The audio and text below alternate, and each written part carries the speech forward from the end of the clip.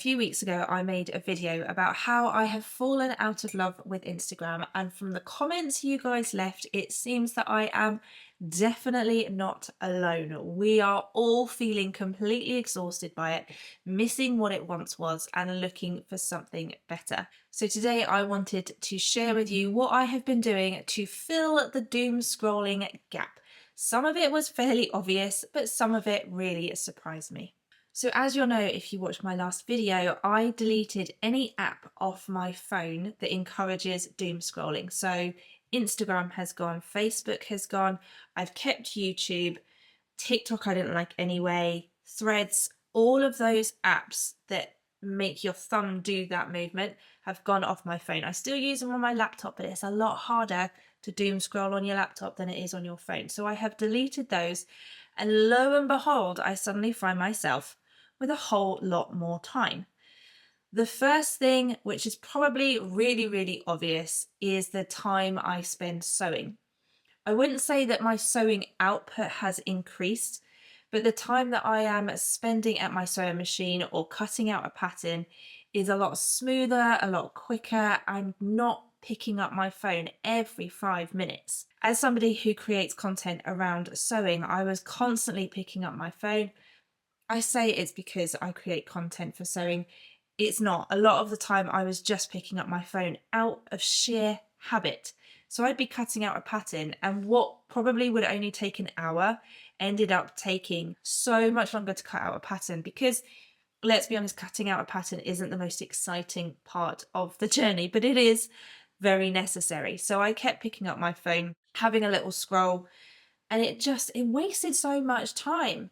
So although my actual output hasn't increased, the time that I am spending cutting patterns at my sewing machine, I can put on an audiobook, get completely lost in it, and enjoy the meditative act of sewing now. And oh my goodness, it's so much better. Of course, I still wanted somewhere to share my love of sewing and to talk to people about sewing without the noise and the performance of social media, which is where I want to talk to you a little bit about ThreadySetGo, because it really has changed everything for me. It's a forum that I set up for the sewing community. Think old school cozy internet vibes before social media came along, and it is incredible. The conversations that are happening there are so different to anything I've ever seen on Instagram. People aren't performing, they're not desperately trying to go viral. It's just genuine conversation, genuine interaction, sharing the love of sewing, asking for advice, giving advice.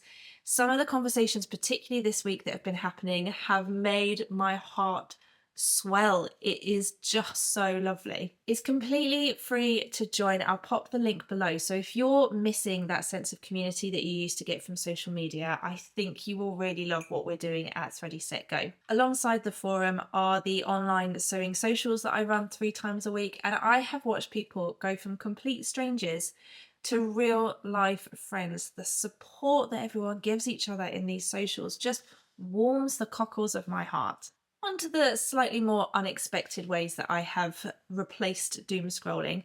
A couple of years ago, my lovely parents helped me turn a little part of my garden into a vegetable patch.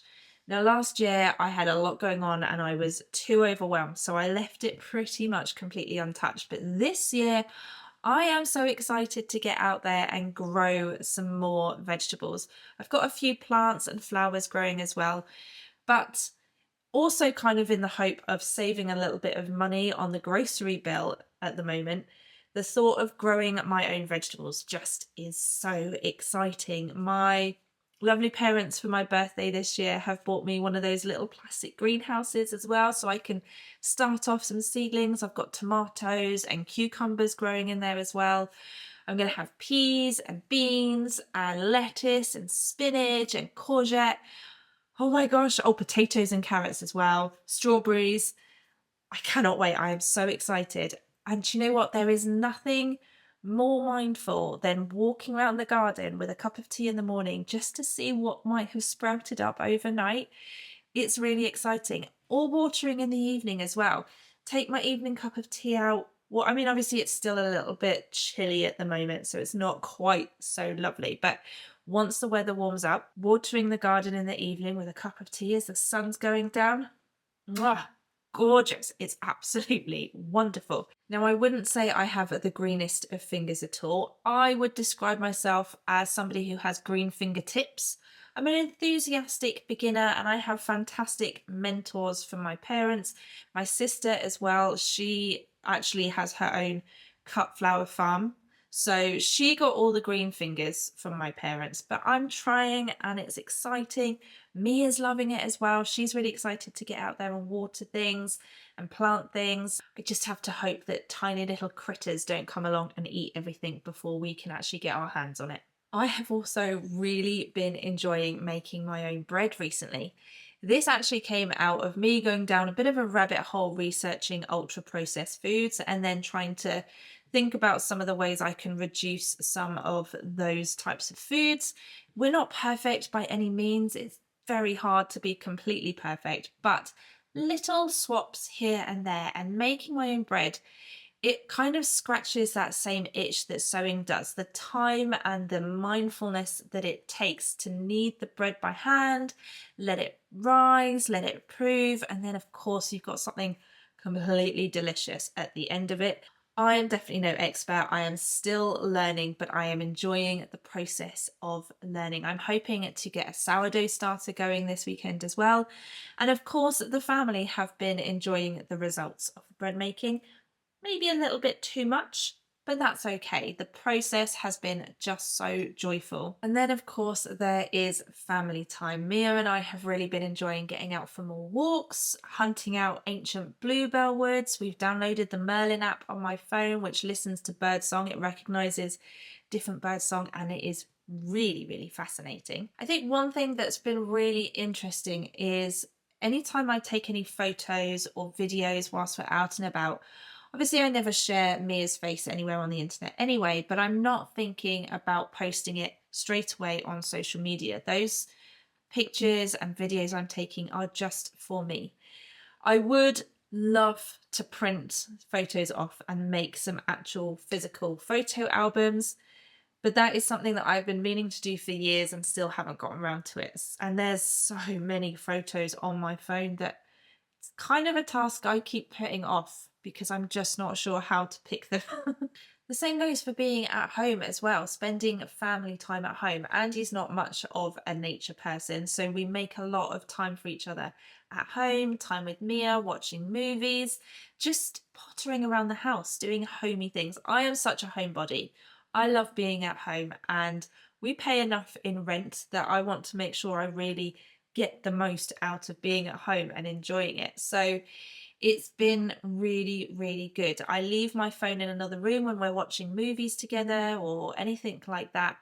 And I've just about managed to stop that urge to pick my phone up. You know how I imagine if I was trying to quit smoking or something like that, that movement of picking your phone up all the time, it's habit. It's such a habit and I am just about getting out of the habit because there's nothing on my phone to scroll anyway. I'm not picking up my phone as much.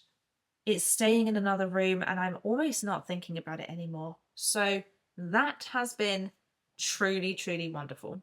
So those are just some of the things that have replaced doom scrolling for me, and as a proper homebody I am fully leaning into those slow and peaceful activities. More making, more growing, more bread, more bluebells. And for the sewing community side of things, if you're missing that sense of connection that Instagram used to give you, come and join us on ThreadySetGo. It's completely free to join.